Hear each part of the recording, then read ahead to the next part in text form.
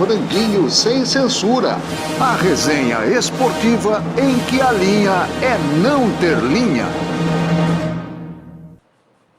Meus amigos do Franguinho Sem Censura, estamos de volta para falar de muito futebol sem nenhuma censura. Aqui todo mundo fala o que sente, não tem nenhum problema. Chega mais um fim de semana, já estamos em abril. Papai Noel já está começando a arrumar as coisas de novo. Como passa rápido o tempo? O tempo passa devagar, mas é muito rápido, viu, gente? Olha, Copa Sul-Americana, Copa Libertadores, eu vou falar para você, a primeira rodada, a primeira apresentação dos brasileiros, meu Deus do céu, mas vai recuperar, vai recuperar. E tem finais de campeonatos estaduais neste fim de semana, vamos falar um pouquinho sobre isso. Enfim, sobre futebol. Comigo, mais uma vez, o grande J. Júnior, seguindo a ordem, o Rodrigo Gini, o prefeito, o dono de Belo Horizonte, e o Ailton Amalfi, o dono do Ipiranga. O grito foi dado por ele, viu? Tá errado, a história tá errada. Gente, foi assustadora a estreia brasileira nas competições da Conmebol. Tá tudo muito justo. É o primeiro, sabe, primeira vez, ou seja, dá para se recuperar. Qual foi a impressão deixada, hein, meu caro J. Júnior? Quartarolo, um grande abraço, Gini, Amalfi, todo mundo que está nos acompanhando, e o nosso anjo da guarda, Alfredo Toné. Para tudo na vida tem uma explicação, né? Uma justificativa. A explicação muitas vezes não convence e a justificativa também não, né? Isso é na vida. O futebol não é diferente. A gente poderia aqui invocar algumas coisas para esse mau início do futebol brasileiro, na Libertadores, fase de grupos e também na Sul-Americana, né? Mas os times ainda estão se preparando, estão em final de campeonato estadual, A gente podia levantar um monte de coisas aqui, mas nem todos os clubes estão em final para estadual, né? Muitos clubes não estão nas decisões lá dos seus estados. Mas, em se tratando de futebol brasileiro, não é, Gini? Eu acho que realmente, como disse o Quartarolo, o início não foi nada bom. Pois é, Jota, um abraço para você, Quartarolo, Amalfi, todo público do Franguinho Sem Censura. Se tem alguém que não gostou, além das torcidas, são os departamentos financeiros dos clubes. Porque, por exemplo, uma vitória na Libertadores, ela vale algo em torno de US$ 1.600.000. E o único que embolsou essa grana e está voltando para casa com o cofre mais cheio é o Atlético, que fez a sua lição fora de casa, né? Enfrentou o Caracas, mas vamos combinar que o futebol venezuelano está longe de ser uma referência. E os outros, como o Jota comentou, você tem atenuantes, tem certas explicações, mas também contusões, né? O Fluminense jogou muito desfalcado, o São Paulo também perdeu jogadores logo de cara, então tem esses detalhes. Mas é aquela história. Cada ponto que você perde no começo, você tem que recuperar depois. O Corinthians também sofreu, né, Malfi? Eu vou falar do Corinthians daqui a pouquinho, porque parece um pouquinho de um excesso de confiança, né? Nós vamos com o time reserva lá, depois a gente recupera. Essa é coisa bem do Brasil. Depois a gente recupera, como se fosse fácil, né? A decepção, acho que foi Flamengo, Botafogo e Grêmio, né? O Grêmio foi com o time reserva. Estão pensando, acho que nas finais dos campeonatos. O Flamengo foi uma decepção. Um time bilionário contra os milionários não jogou. E o Corinthians treinou e não jogou nada, né? E falando, Gini, que tem times muito fracos na Sul-Americana, como o meu time está disputando a Sul-Americana, só que o Boca está na Sul-Americana. Então, é bom ficar esperto, porque com o Boca no caminho, nunca se brinca. E tem mais um aspecto na Sul-Americana, gente, que só classifica um. Então, Uma coisinha, viu, Quartarolo? E com relação a... Eu tinha pensado... Esse ano, como tem Copa América, a tabela está muito espremida. Então, vai ter jogo em cima de jogo, jogo em cima de jogo. Então, é bom. Não vai ter aquele tempo para treinar. Eu vou treinar para chegar mais cedo para altitude. Não tem nada disso. A tabela está espremida até 30 de maio. Vai ser jogo atrás de jogo. Vai ter uma ou outra semana de folga para os times jogarem o brasileiro. E não adianta nada ter folga, né? Porque a gente viu o São Paulo jogando, viu o Corinthians jogando. Viu o Corinthians, né? Não jogou nada. Foi ridículo o primeiro tempo do Corinthians contra um time horrível. que é o River, lá o Racing do Uruguai. E uma judiação, né, Quartarolo? Aliás, é interessante, você tem vários times genéricos, né? Porque você tem o River do Uruguai, tem o Racing do Uruguai, tem a Universidade Católica do Equador, então o Liverpool, tudo. Mas que eu tinha falado do nível dos times, eu sou fã de carteirinha da Sul-Americana, acho uma competição muito bacana, no mesmo espírito da Copa do Brasil, porque ela dá chance para todo mundo, põe os times na vitrine, põe o jogador na vitrine, e tem uma premiação nada desprezível. Então, se você tem times mais fracos, cabe aos mais fortes se impor e fazer valer a lei do futebol. E dá uma dor no coração ver o centenário vazio, né? Quando a câmera abria, um estádio daquele tamanho vazio, dá uma dor no coração. E eu queria propor aqui uma brincadeirinha, fazer um 2 ou 1. O que é mais engraçado? O Luxemburgo falando espanhol, o Abel falando espanhol ou o Joel falando inglês, hein? Porque o Abel falando em espanhol foi muito engraçado. Eu achei, pelo menos. Mais engraçado ainda são as novas tecnologias, né? Porque o Abel, durante o jogo, ele estava com um caderno de brochura e realmente no campo o time estava broxa mesmo. E ele estava anotando. Se é o Joel que faz isso, a gente cai de pau. Tá ultrapassado. E ele com caderno, lá parecia que eu estava no primário, sabe? Aquele caderno que você aprendia a caligrafia. Eu falei, mas o que está acontecendo? Será que esqueceram o computador, sabe? Será que o celular não está funcionando? E sobre essas competições, esse início, o Amalfi, eu acho que é ridículo o Vanderlei tentar falar castelhano, o Abel também agora. Fala português, cara. Né? Agora, das decepções que vocês colocaram, algumas são compreensíveis, como disse o Jota, né? São derrotas programadas. A do Grêmio, por exemplo, a altitude e tudo mais. O Renato mandou um time reserva do reserva e ainda a base para completar o banco. Claramente, esse jogo ele não programou para vencer. O Palmeiras foi com um time totalmente reserva, mas quando alguns titulares entraram, ele melhorou um pouquinho. Mas saiu no lucro, era para perder o jogo, né? Só que você olha o semblante dos jogadores do São Lourenço ao final da partida e notam que eles estavam decepcionados. Para eles foi derrota. Porque eles sabem que no Allianz o Palmeiras vai jogar com o time completo e eles não vão ganhar no Allianz. Esse grupo será... O Palmeiras vai se classificar. Então, é isso que o Gini falou. O Palmeiras é um time que vai recuperar esses pontos, com certeza. Agora, o São Paulo ontem, está todo mundo dando pau no Thiago Carpini. Tudo bem. Olha, eu vou falar para você. Começou o jogo, o Rafinha, que já começou mal, né? Fazendo falta idiota, tomando amarelo, se contunde. Aí se contunde o Lucas. Aí o Wellington Rato, nenhuma sumidade, nenhum deles estava jogando bem, mas tudo bem, era titular. Se contunde aos 40 do primeiro tempo e ele teve que optar. Ou faz essa mudança e não faz mais nenhuma, pela regra, só podia mexer 3 vezes durante o jogo, ou esperaria o intervalo para mudar. Ele optou, eu também optaria. Esperar o intervalo. Daí o árbitro deu 8 minutos de acréscimo. E também justo. Aí tomou o gol. Né? Fazer o quê? Aí tá todo mundo. Tinha que mudar, tinha que mudar. Gente, se ele muda, ele não pode. Ou então ele tem que fazer 3 modificações de uma vez só. Entendeu? Então ele esperou o intervalo para fazer, ou seja, ele cumpriu a regra. Uma regra burra, na minha opinião.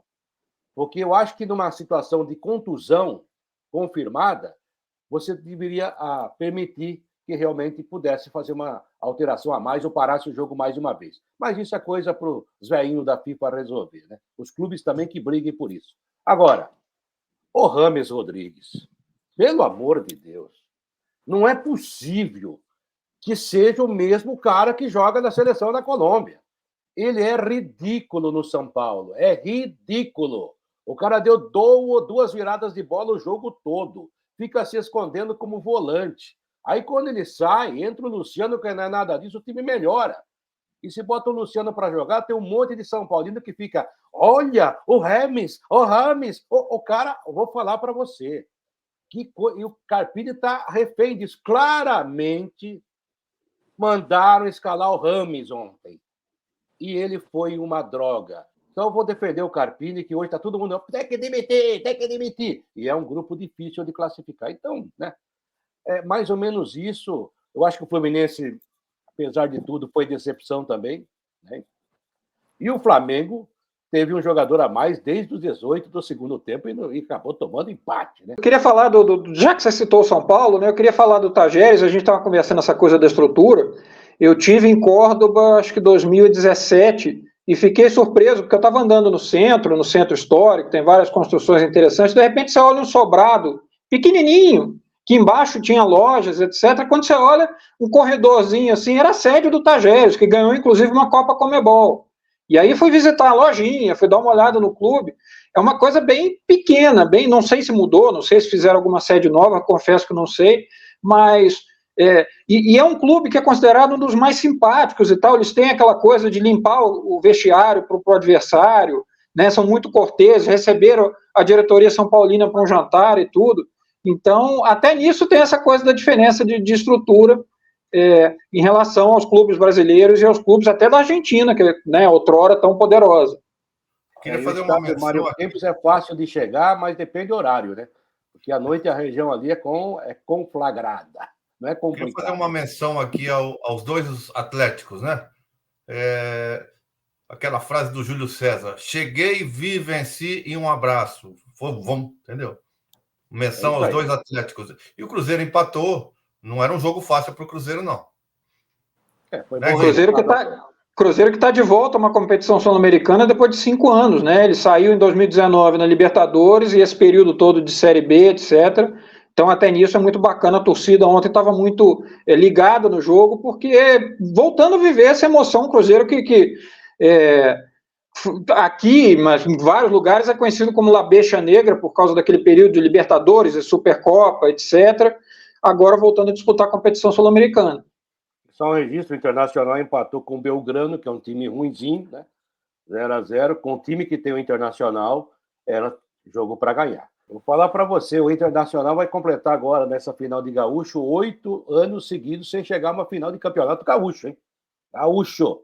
Estão falando lá em ganhar Campeonato Brasileiro, Copa do Brasil. Tomara, que é um time importante, um time tradicional. Só para fechar, eu já ia fechar. O Toné, não esqueci do seu Botafogo. Olha, eu acho que o John Textor hoje deve chamar os caras da inteligência artificial para perguntar o que está vendo com o time do Botafogo. Porque, como ele disse aí, a exemplo do São Paulo, os caras entregaram o jogo. Onde já se viu? Entregaram o jogo para o Júnior Barranquilla. Se bem, e a gente tem que ser justo, aquele pênalti eu não daria jamais. Mas deram, né? Mas aí ele reconheceu que realmente foi uma atuação patética.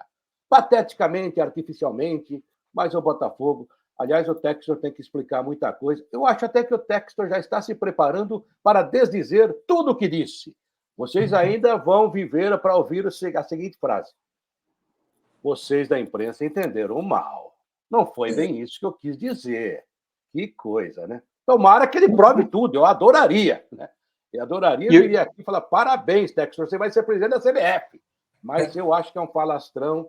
E o melhor de tudo é que a gente fala mal, né? E vive criticando os dirigentes brasileiros pela polêmica, porque falam mais do que deveriam. De repente vem um norte-americano, que teoricamente seria o certinho, o profissional, e joga essa no ventilador. Vamos ver o que vai dar essa história aí. Outra coisa, né? Rapidinho, os campeonatos importantes que estão chegando à final. Aí em Minas Gerais, está mais para o Cruzeiro, Gini? Sim, porque joga no Mineirão só com sua torcida, joga por 2 resultados iguais, conseguiu o empate, né, chegou com vantagem por ser a melhor campanha do turno. Mas é claro, Cruzeiro e Atlético é aquela história, né? Tudo pode acontecer e vice-versa. Então, até motivado pela vitória na Venezuela, o Atlético chega forte, mas eu confesso que seria legal ver o Cruzeiro voltar a vencer de novo, até para dar uma mexida, né? Para dar uma chacoalhada nesse cenário atual de domínio do Atlético, que é um domínio que não se confirma em competições nacionais há algum tempo, né? Mais ou menos no estadual o Atlético tem sido hegemônico. É aquela história, o Mineirão vai balançar, todo mundo aqui sabe que balança mesmo, e vamos ver o que acontece. Bom, lá no Sul deve dar Grêmio contra o Juventude, deve dar, gente, data hoje. Pode ser que o Juventude faça. O Roger Machado faz um brilhante trabalho, Nenê com 150 anos de idade comandando o time, que coisa, hein? Lá no Paraná tem Atlético Paranaense e Maringá, agora o jogo vai ser na capital, O Atlético tem tudo para ganhar. E no Rio de Janeiro, J. Júnior, você vai apostar no Nova Iguaçu ou acho que já acabou? O Nova Iguaçu só vai entrar em campo, né, dignamente. Né, o Flamengo contratou mais alguém do Nova Iguaçu nas últimas horas ou não? Está tudo certo. Então, no Flamengo já acabou, né? Antigamente a gente dizia isso, esse jogo aí pode cancelar, não tem o que fazer. Que atração vai ter? Não, a torcida do Flamengo vai lá e vai comemorar mais um título carioca. Agora, eu só queria dizer o seguinte, se você quisesse assistir domingo a um jogo dessas decisões, qual você escolheria, seu José? Vitória e Bahia, Bahia e Vitória. Primeiro jogo, 3-2 para o Vitória, e agora o Bahia é o mandante. Esse eu pagaria para ver, viu, Quartarolo? A gente vai pagar o pay-per-view para ver realmente, porque... Ei, Rogério Ceni, agora resolve aí. Eu vou deixar o Amalfi pelo fim, né? Falar o City da Shopee, né? Como disse. City baiano, é mais devagar, meu rei, vamos com calma. Daqui a 10 anos a gente acerta isso, calma. Lembra quando implodiram lá a Fonte Nova?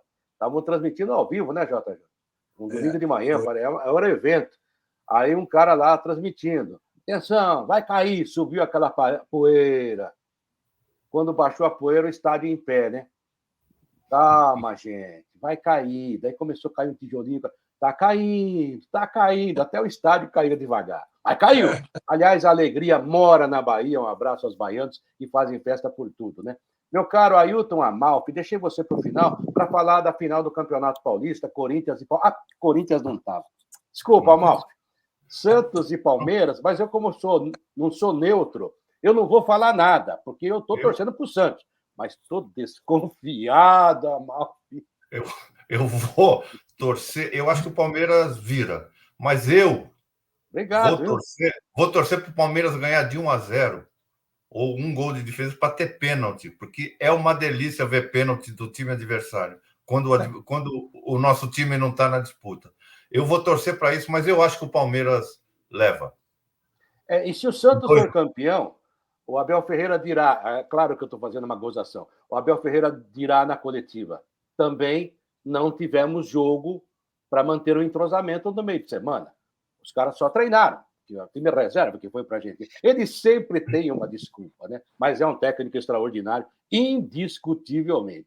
Mas olha, tem Juventus e Velo, tem que tentar virar o Juventus, e Santista e Noroeste. São duas decisões para indicar 2 times que vão subir para a Série A1 do Campeonato Paulista no ano que vem, e são jogos também que estão mexendo aí. Árbitros de grande nível foram escalados, Luiz Flávio de Oliveira vai apitar, acho que o jogo da Santista, né? O Vinícius Gonçalves vai apitar o jogo do Velo com o Juventus, ou seja... Tem VAR, é status de Série A1, tem VAR, tem tudo.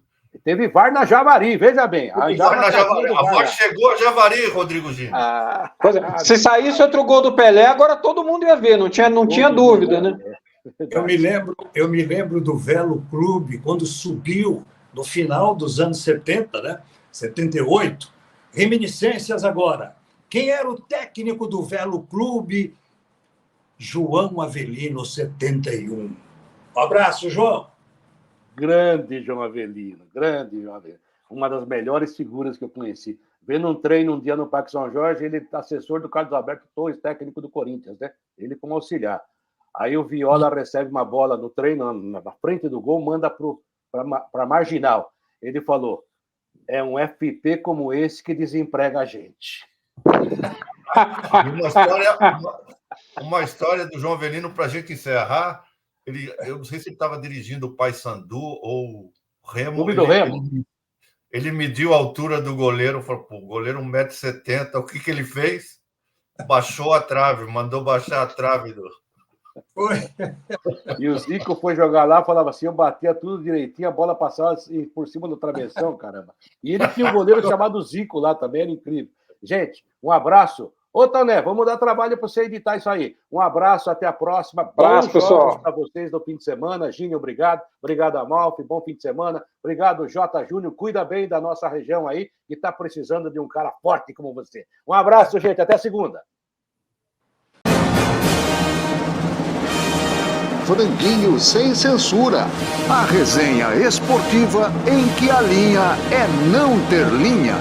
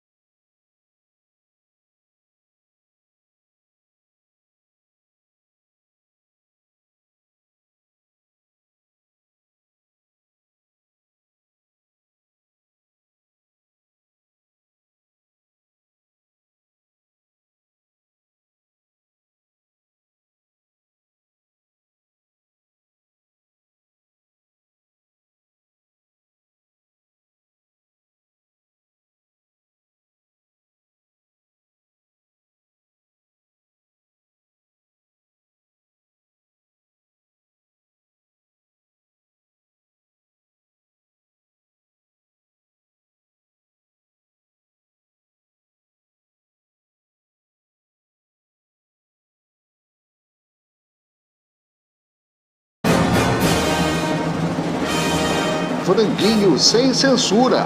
A resenha esportiva em que a linha é não ter linha.